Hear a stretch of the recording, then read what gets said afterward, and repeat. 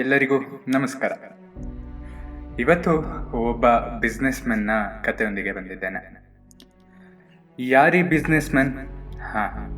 ಅವನ ಹೆಸರು ರಮೇಶ್ ಅಂತ. ಈ ರಮೇಶ್ ಒಂದು ಸಣ್ಣ ಅಂಗಡಿಯನ್ನು ಇಟ್ಕೊಂಡಿರ್ತಾನೆ. ಆತ ದಿನಾಲು ಒಂದು ಕಾರನ್ನು ಓಡಿಸ್ತಾ ಇರ್ತಾನೆ. ಆ ಕಾರು ಯಾವಾಗಲೂ ಶಬ್ದವನ್ನು ಮಾಡ್ತಾ ಇರುತ್ತೆ. ಸರಿಯಾದ ಫೆಸಿಲಿಟೀಸ್ ಇಲ್ಲದೆ ಇರುವಂಥ ಕಾರು. ಆ ಕಾರಿನಲ್ಲಿ ಸೀಟ್ ಹರಿದೋಗಿರುತ್ತೆ, ಒಂದು ಹೆಡ್ಲೈಟ್ ವರ್ಕ್ ಆಗ್ತಾ ಇರಲ್ಲ, ಬಾನೆಟ್ ಎಲ್ಲ ಜಜ್ಜಿ ಹೋಗಿರುತ್ತೆ. ಇಂತಹ ಹಳೆ ಗಾಡಿಯನ್ನು ಓಡಿಸ್ತಾ ಇದ್ದಂಥ ರಮೇಶು ಒಂದಿನ ಅವನ ಸ್ನೇಹಿತನನ್ನು ಆ ಕಾರಿನಲ್ಲಿ ಕರ್ಕೊಂಡು ಹೋಗ್ತಾ ಇರ್ತಾನೆ.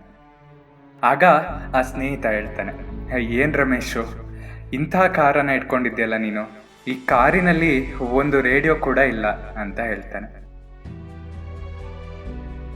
ರಮೇಶ್ ಒಂದು ಮಾತನ್ನು ಹೇಳ್ತಾನೆ, ನೋಡು ಗೆಳೆಯ, ನನಗೆ ರೇಡಿಯೋದ ಅವಶ್ಯಕತೆ ಇಲ್ಲ. ಯಾಕಂದ್ರೆ ನಾನು ಗಾಡಿಯನ್ನು ಓಡಿಸುವಾಗ ಯಾವಾಗಲೂ ಯೋಚನೆಯನ್ನ ಮಾಡ್ತಾ ಇರ್ತೀನಿ ಅಂತ. ಆತ ಯೋಚನೆಯನ್ನ ಮಾಡ್ತಾನೆ ಒಬ್ಬ ಒಳ್ಳೆಯ ಬಿಸ್ನೆಸ್ ಮ್ಯಾನ್ ಆಗ್ತಾನೆ. ಅವನಿಗೆ ಆದಾಯ ಸುಮಾರು ಬರ್ತಾ ಇರುತ್ತೆ. ಅವನು ಒಂದು ಹೊಸ ಕಾರನ್ನು ಖರೀದಿಸ್ತಾನೆ. ಆ ಕಾರಿನಲ್ಲಿ ಎಲ್ಲದೂ ಇರುತ್ತೆ. ಒಳ್ಳೆಯ ಸೀಟು, ಒಳ್ಳೆಯ ರೇಡಿಯೋ, ಹಿಂದ್ಗಡೆ 2 ದೊಡ್ಡ ಸ್ಪೀಕರ್ಗಳು, ಕೂರಲಿಕ್ಕೆ ಆರಾಮಾದ ಜಾಗ. ಇಂತಹ ದೊಡ್ಡ ಕಾರನ್ನು ಖರೀದಿಸಿದಂಥ ರಮೇಶ ಮತ್ತೆ ಅದೇ ಸ್ನೇಹಿತನನ್ನ ಆ ಕಾರಿನಲ್ಲಿ ಹತ್ತಿಸ್ಕೊಂಡು ಬರ್ತಾನೆ. ಆಗ ಮತ್ತೆ ಸ್ನೇಹಿತ ಹೇಳ್ತಾನೆ, ಏನ್ ರಮೇಶು, ಒಳ್ಳೆ ಕಾರನ್ನು ಖರೀದಿಸಿದ್ಯಾ?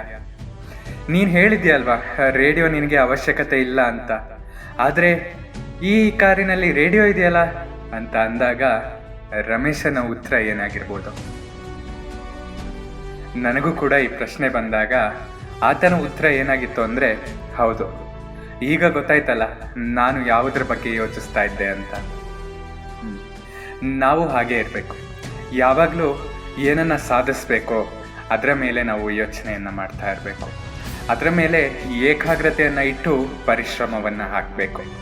ಹಾಗಿದ್ರೆ ಮಾತ್ರ ಫಲ ನಮಗೆ ಸಿಗೋದು ಅಂತ ಹೇಳ್ತಾ ಇವತ್ತಿನ ಪಾಡ್ಕಾಸ್ಟನ್ನು ನಾನು ಮುಗಿಸ್ತಾ ಇದ್ದೀನಿ. ಸದಾ ಕೇಳ್ತಾ ಇರಿ ಅವಿಭಾಜಿತ ಪಾಡ್ಕಾಸ್ಟ್. ನಾನು ಸಂಕೇತ್ ಭಟ್. ಧನ್ಯವಾದಗಳು.